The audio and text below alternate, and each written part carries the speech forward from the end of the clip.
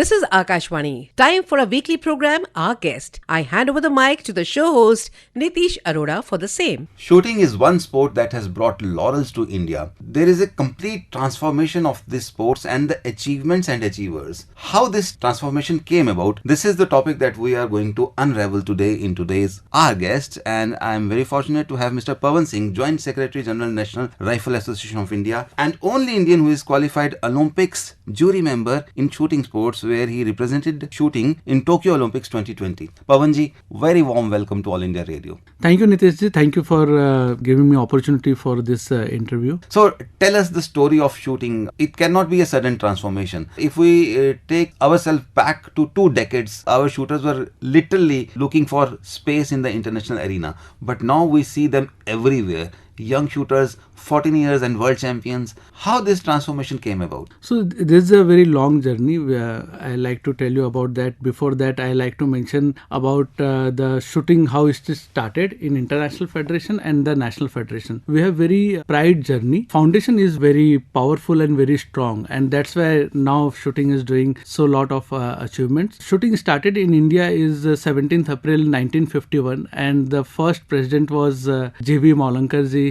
He was Lok Sabha Parliament. After that, Pandit Govind Ballabh Pant ji. He was the second president from 1956 to 1960, and our third president is Sri Lal Bahadur Shastri ji, 1961 to 1966. So the founder of the National Federation are freedom fighter, and they give us a lot of motivation to fight for the country. Earlier it was says that this game is for the VIP people, for the khas logo ke liye. Now if you see, the medals are coming from the villages. The farmer childs are winning the gold medal at World Cup or World Championship level, and they are breaking a new world record, and they are becoming a new world champion or world number 1 ranking. That again is a very great insight, because lots of army people are representing India in shooting competitions, but apart from army being the main contributor of sports person, the shooters, we have got players from vast community and from far off places and villages, small places, and it is a costly sport. For having such kind of youngsters participating in it, there must be a lot of efforts. Tell us more about those efforts, how you spread this game. So earlier, as you mentioned, that in 90s we started a winning, and India's name was getting recognition at World Cup and World Championship level. Earlier our star was like Army, Navy and Air Force, because weapon and ammunition was available to them. And if you see for the civilians, all the top shooters like Anjali and Suma, Dipali and other player who joined the shooting sports as a civilian, they came from the NCC, National Cadet Corps. They used to shoot there in the camps, and from there they joined the shooting sports. I can say changes started in 1996 when there was a first intercollegiate shooting championship at Chetna College in Mumbai University. That was a first step for the civilians, and the air weapon shooting championship was started. And even now also for air weapon you don't need any arms license. So the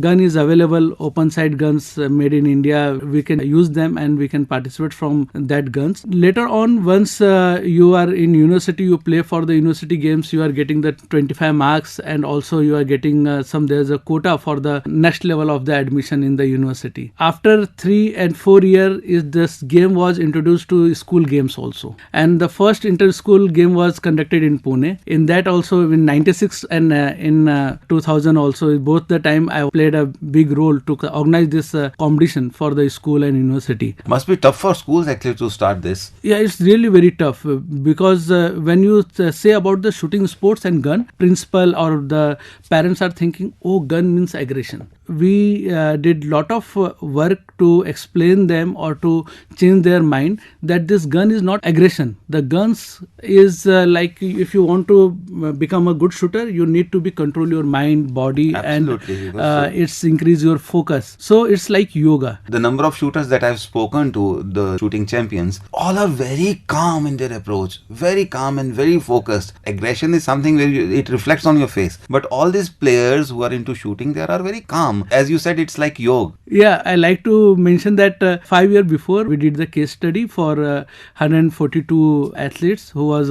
joined the shooting sports, and after that how their percentage was increased in the examination. So their board examination in board, their percentage increased by 10 to 15%. That was good reason to convince parents actually to bring their children to shooting. Yeah, really means nowadays we have 70,000, almost 70,000 registered shooters. 70,000 registered shooters in India. In India with the National Federation. And for the registration, you need to play the state level championship. So there's 70,000 state level shooters. That means the bench strength is immense, and the future of shooting for India is again is going to outshine all other sports. Definitely. And this is our aim. I like to mention that for the parents, they come to us and they are saying that we know that our child capacity, they cannot win the Olympic medal, but we know that he is playing the national level, and we are happy with that because changing in his personality and the maturity level, we can find out easily that in the society or in the school, he look like different, and also it's changing their life. Also, if you see nowadays the kids are mostly on the mobile or they are wasting the time in shooting sports, their maturity level is very high and parents are very happy with that. So I like to tell you about, once again I will go back in 2000. In 2004 the big change was happened when Rajvardhan Singh Rathod ji won the Olympic medal, silver medal in double trap. And that was followed by in the next Olympics we had Abhinav Bindra. Abhinav Bindra with the first individual gold medal. These two Olympic medal change a lot. We got a star. The government also started to support this game. That time in 2010 there was a in DGFT who make the rules for the import. The joint DGFT was a shooter. So earlier the no officer wanted to sign any document which mentioned the guns or ammunition. But she know that what is a sports gun and how it's work. So she help a lot to form this new DGFT norms which help us to import the gun. Earlier, if we want to import the gun, it took around 1.5 years.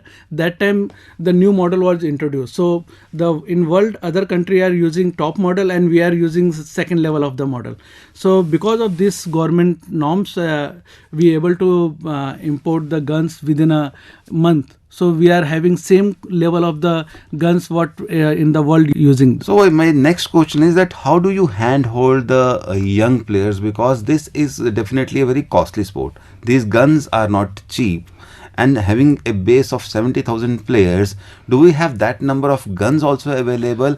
How does the Rifle Association of India help the young shooters? So NRA have affiliated state unit and clubs, and state have affiliated with the academies and the club who run the shooting club where athlete can go or the student can go and join the club to start his career in the shooting sports. Because of these clubs, the clubs have the weapon and NRA is supplying the weapons to the clubs. Earlier days when you want to start the shooting, you need to buy the gun. But nowadays, if you want to start a shooting, it's I think hardly 5 to 10,000 rupees per month, which include gun, coaching, range charges, and pallets and other which things. Means these clubs and all those associations, they provide you with the guns, the equipment, coaching, target, everything. Okay. So if you compare with the other sports, is almost same or maybe the cheaper, and the gun is the international level of the gun. And apart from the gun, sir, you need to wear that clothing which is quite heavy, and that must also be very costly. That must cost you a fortune. Yeah, it's really costly, but we are lucky that now the costume is made in India, which is used by 70% of the Olympian worldwide. So that's why we get this cheaper in the cheaper price. But till nationals, you don't need to buy this equipment or the guns. After national, you can, if you feel that you want to do the career in the shooting sports, you can buy your personal equipment, because after national, you need the personal equipment. Which means that once you have cleared the nationals, you come in limelight and you are participating in international events, you need to have your own personal equipment. So what is the kind of money involved in this, like youngsters who become national level champions?